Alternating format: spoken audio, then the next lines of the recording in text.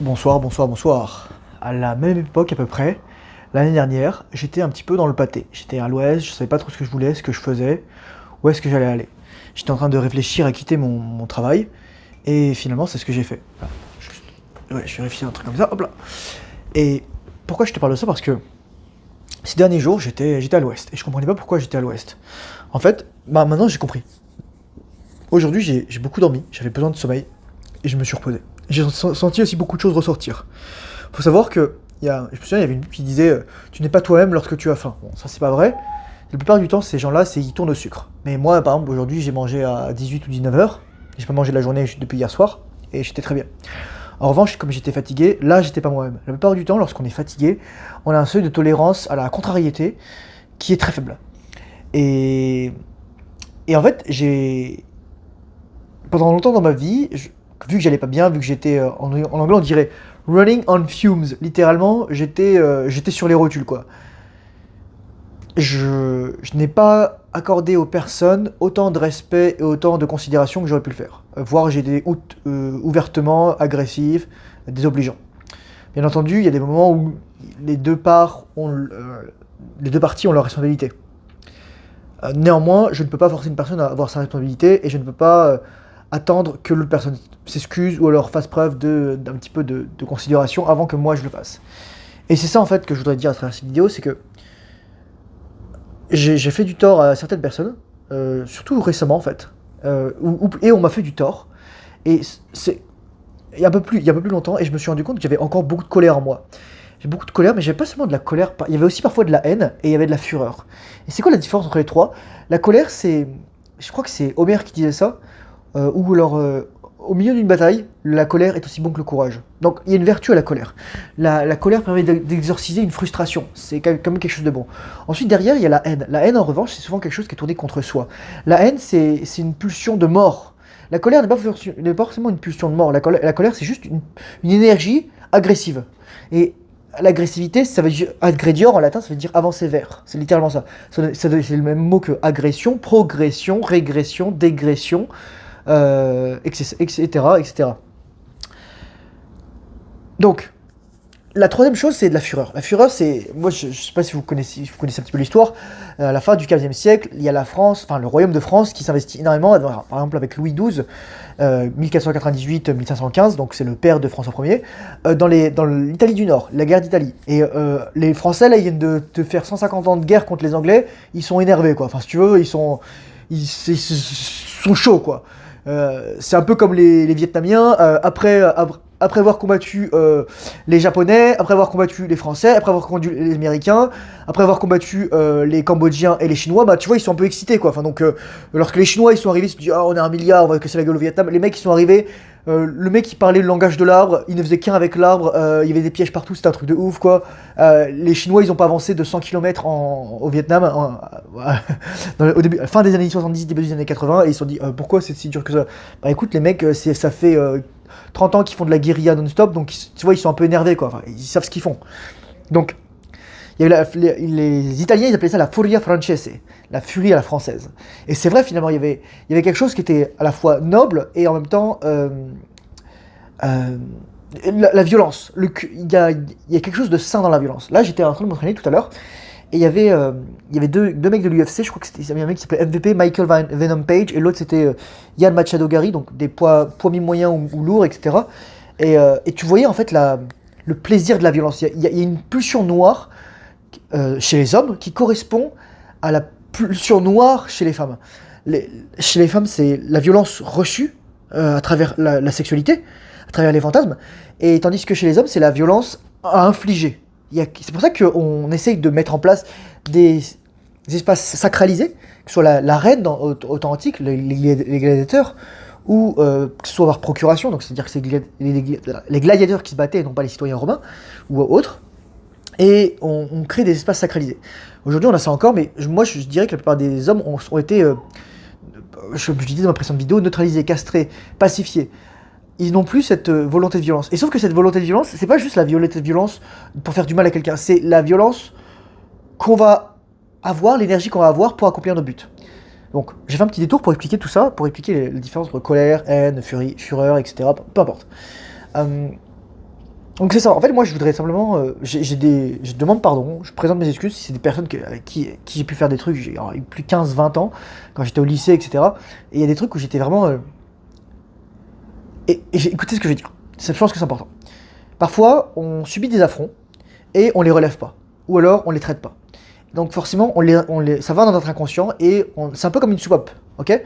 Ça augmente la pression. Et au bout d'un moment, il y a une personne qui arrive, qui fait un petit truc qui... Normalement, ça nous ferait pas chier, ça serait anodin. Mais parce qu'on est fatigué, parce qu'on ne va pas bien, on va déverser notre colère sur cette personne. Et malheureusement, cette personne, elle va prendre cher pour rien. Et moi, je lis toujours les 4 accords Toltec, et le quatrième accord Toltec, c'est faites de votre mieux. Mais dans ces cas-là, notre mieux, c'est notre pire. Et pourquoi je parlais de mon état relatif à l'année dernière, donc au début de la vidéo, c'est parce que souvent, lorsque je suis plus où je suis, c'est que j'ai besoin de temps pour moi. J'ai pas besoin de quoi que ce soit à part du temps pour moi. J'ai besoin d'être tranquille. Pendant qu'on va se passer, j'ai besoin d'être avec mon chat ou être tout seul. J'ai besoin de me balader. J'ai besoin de juste d'être tranquille. Et j'ai pas honoré ce besoin que j'avais. Parce que c'est con à dire, mais deux choses que je veux dire ici, c'est faites très attention à la dimension parasociale des réseaux sociaux. YouTube est un réseau social. Et moi, enfin, tu vois, peut-être que je dis des choses, je t'apporte des trucs, je tutoie la personne, etc. Mais finalement, on se connaît pas, on n'a pas forcément de lien de proximité, etc. La fausse proximité est très dangereuse et beaucoup de gens jouent là-dessus. Moi, je veux pas jouer là-dessus. Je veux être totalement honnête et transparent. Moi, je dis ça parce que c'est des choses. En fait, quand je fais la vidéo, je la fais d'abord à moi-même. C'est une façon de réfléchir à tout ça. Et l'autre chose, c'est que donc faire attention aux relations parasociales. Et c'est juste aussi, je sais plus ce que je voulais dire. Bon, peu importe, c'est pas grave. Je pense que c'est pas le plus important. Le but dans tout ça, c'est de comprendre qu'on a des besoins. Et on a des besoins émotionnels spécifiques. Et chacun, on a nos rythmes différents. Et le problème, voilà, c'est qu'à cause du lien parasocial, on crée une grande proximité, trop grande proximité. Alors on croit que la personne est totalement disponible pour nous. Ou alors on prend plus le temps de respecter l'autre personne comme un être à part entière. Et c'est ce qui s'est passé là récemment, il y a quelques jours. Et moi je me suis dit, mais pourquoi ça vient autant me chercher? Pourquoi cette histoire vient autant me chercher? Alors il y a deux choses l'une. Un, parce qu'il y a des trucs que je ne vais pas gérer à mon niveau, que je vais gérer, que je dois gérer, si je veux avancer. Et l'autre chose, c'est que j'avais pas pris soin, j'avais pas honoré mes besoins. Honorer mes besoins, donc c'est pas prendre le temps pour moi, prendre le temps qu'il faut. C'est souvent les besoins qu'on a en termes de soin émotionnel, le soin de l'âme, c'est de prendre du temps pour soi, de rédiger, de journaler, etc. Là, ce matin, j'ai fait 30 minutes de méditation. Et en fait, quand je fais 30 minutes de méditation, ce qui est impressionnant, c'est qu'à un moment, j'ai la tête qui tourne. Alors que je fais juste respirer, je suis juste assis. Mais je sens que mon cerveau, là, il n'est pas habitué à ça. Et là, il est tout décontenancé, ça part dans tous les sens, quoi. Mais c'est une sensation qui est extrêmement agréable. Je suis comme étourdi, alors que je suis juste assis, je respire et j'ai les yeux fermés. Je sais pas si tout ça, ça fait du sens, mais tout ça pour dire. Le plus grand, pour moi, la plus grande qualité d'un homme, et la plus grande qualité finalement, pas seulement d'un homme, mais aussi d'une femme, d'un adulte, d'une personne adulte, d'une femme qui honore sa féminité, sa maturité, d'un homme qui honore sa masculinité, sa maturité, c'est l'humilité. L'humilité, c'est la vertu, c'est la qualité à travers laquelle on peut acquérir toutes les autres qualités, les autres vertus, selon moi. Parce que si tu es humble, tu es capable de dire, ok, j'ai fait une erreur, je m'excuse. Amende honorable, et d'ailleurs, si tu savais pas pourquoi on dit amende honorable, c'est parce qu'avant on disait amende honorable et amende profitable. Amende profitable, tu filais de l'argent, amende honorable, tu faisais contrition, acte de contrition. Et on dit toujours, the bigger man is the one who walk away. J'allais parler en anglais. En particulier dans une confrontation. Et c'est cette chose en fait. Parfois, là, il y a des gens qui vont faire semblant de partir, ou qui vont être passifs-agressifs, ou qui vont laisser des trucs, ou qui vont présenter des choses et qui vont pas le faire, ou qui vont projeter, ou il va y avoir des transferts, etc. On va reprocher ça. Et je sais pas en fait. Est-ce que c'est le cas? Moi, je suis honnête. J'ai pas de colère envers eux. En fait, moi, franchement, j'irais pas au yoga si j'aimais pas les femmes. Lorsque je suis au yoga, on est 2 à 3 mecs dans la salle pour 20 à 30 nanas. Tu vois? Et tu penses vraiment que mon énergie serait saine dans ce milieu-là? Tu sais, enfin, même toutes les personnes, que ce soit les professeurs de yoga, les employés, les bénévoles, etc. Enfin, moi, je m'entends très bien. D'ailleurs, putain, faut que je parle de ça. Il y a un truc qui m'a trop plu, je sais pas comment dire ça, qui m'a trop séduit. Et ça, faut que j'en parle parce que je pense que c'est un truc de ouf. J'étais à un rassemblement de yoga le solstice d'été, c'était le 21 juin. Et à un moment, il y avait une nana, donc je pense qu'elle était soit employée, soit karma yogi, enfin, c'est les personnes qui aident. Et je sais pas, elle était pas dans mon studio, donc elle est dans un autre studio. Et à un moment, si tu veux, je sais pas comment ça se fait au niveau de la répartition de la masse musculaire et de graisse au niveau des fessiers chez les femmes, mais tu sais, elle devait, littéralement, quand elle s'asseyait, elle devait replacer le gras de son cul, quoi. Et je me suis dit, il y a quelque chose de primal qui s'active en moi qui s'est dit, putain, c'est un truc de ouf ça. Enfin, c'est extrêmement attirant. Tu vois, certes, il y a du gras, mais en même temps, il y a du muscle, mais voilà, bon, bref, peu importe. J'ai trouvé ça très attirant, mais tout ça pour dire que je n'apprécierais pas autant les femmes. Euh, Enfin, je ne pourrais pas apprécier autant les femmes, je ne pourrais pas euh, être là si je n'aimais pas les femmes. Les gens me disent j'ai de la colère, je suis misogyne. En fait, c'est souvent ça un argument. Lorsqu'on dit quelque chose qui déplaît aux femmes, on est traité de misogyne. D'ailleurs, c'est les commentaires qu'on a fait à propos du premier sexe, livre de Éric Zemmour. Il dit oui, mais comment peut-on écrire comment peut-on aussi cinglé pour écrire des dingueries comme ça? Faut voir les commentaires, tout ça. Je me suis garé. Ce que je voulais dire, c'est l'humilité, c'est le plus important. L'humilité, c'est la capacité à apprendre de ses leçons. C'est la capacité à se rendre compte qu'on a encore des choses à apprendre. Et moi, ah oui, c'est ça ce que je voulais dire. Je disais, donc, attention aux relations parasociales, et pour continuer sur l'humilité, dans le sens aussi, je suis une personnalité publique. Que je le veuille ou non, et je ferais mieux d'accepter, parce que il y a des gens qui me considèrent comme une figure de role model, on dit en anglais, comme un exemple à imiter. Moi, je veux dire, à travers cette vidéo, je veux dire aussi, je ne suis pas parfait. Je ne suis un être humain.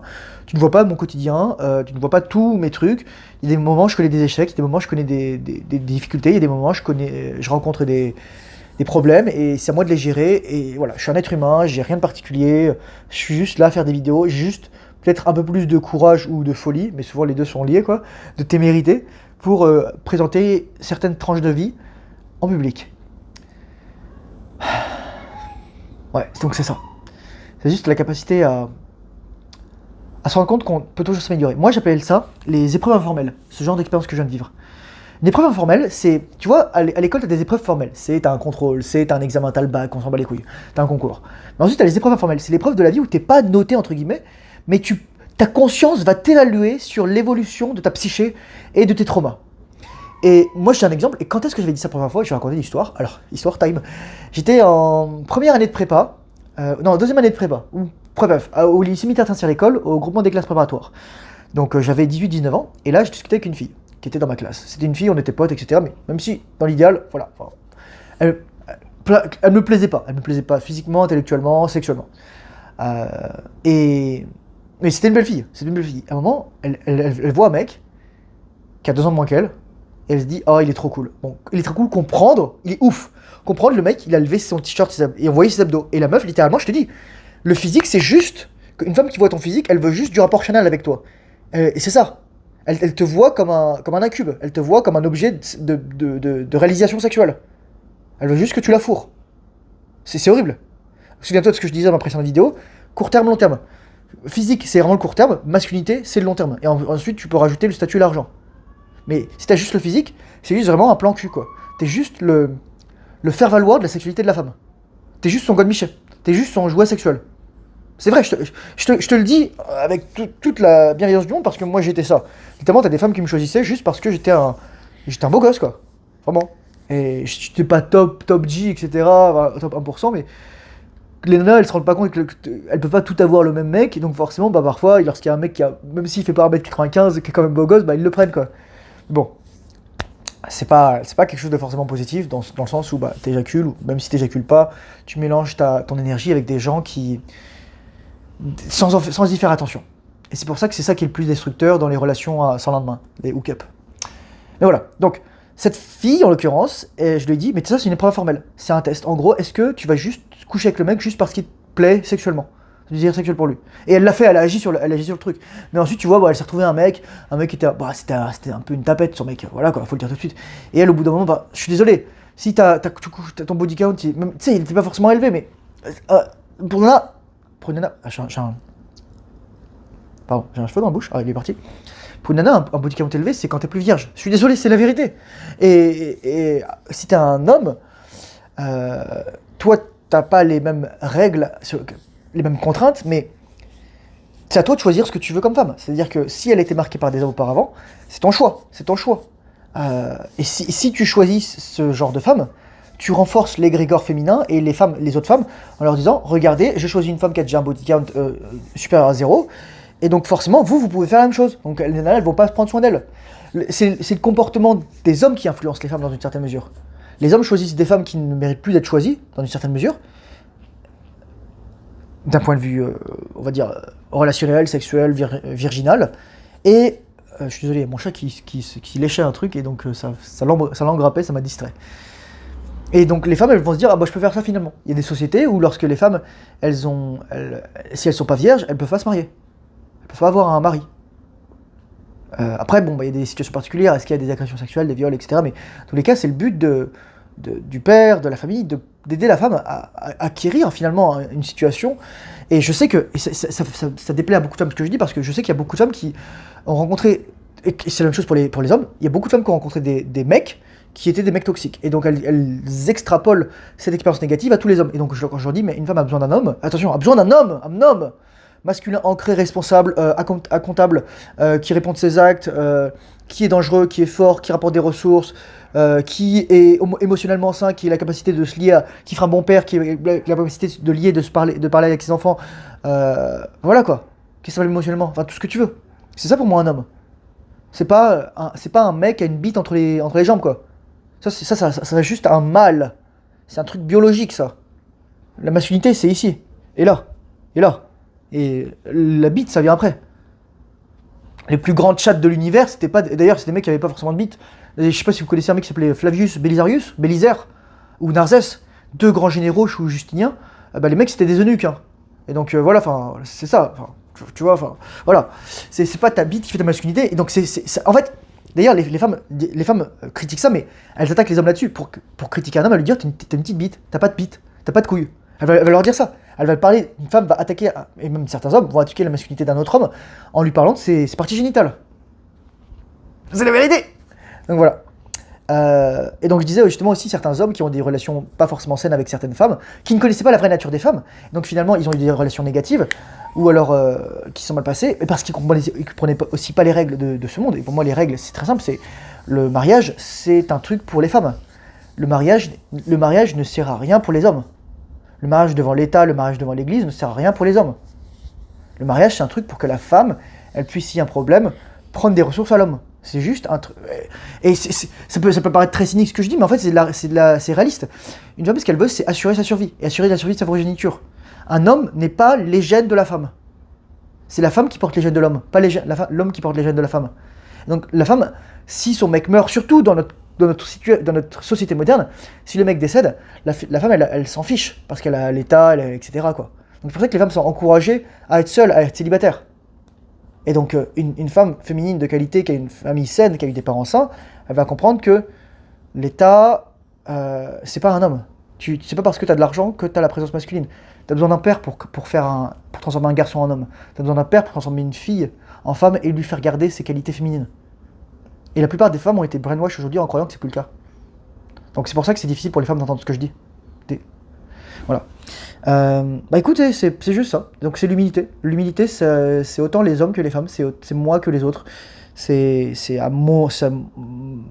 ma tâche aussi de comprendre ça. Pas grand chose à dire d'autre. Merci de m'écouter. Merci d'être là avec moi. Merci de partager ça.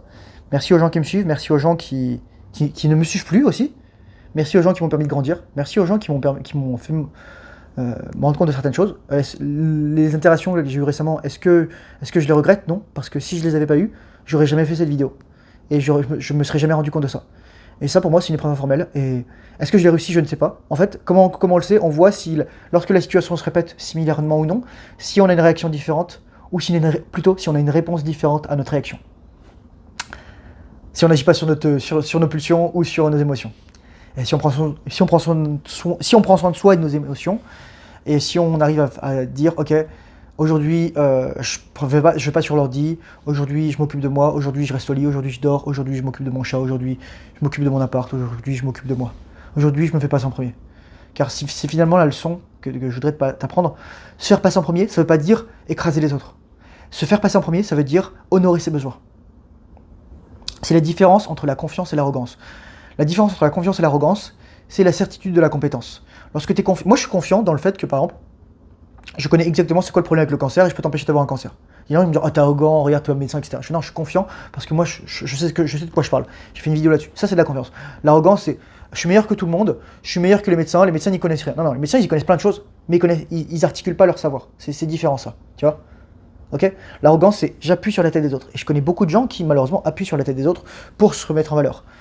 Et je ne veux pas que ce soit mon cas parce que je n'ai pas besoin d'appuyer sur la tête des autres. Je n'ai pas un ego aussi malade que ça. On a tous un ego, on a tous nos moments de faiblesse, on a tous nos moments où on est plus fragile émotionnellement. Et c'est ça le plus important. C'est dans ces moments-là de savoir prendre du recul. Et c'est les moments les plus durs en fait. C'est les moments les plus durs. Écoute, merci pour ton écoute, pour ton attention. Je te souhaite une excellente soirée. Courage, force, honneur, bonne intention séminale, discipline, fait le travail difficile. Surtout lorsqu'il n'a pas envie. Et je te dis à bientôt dans une prochaine vidéo. Au revoir.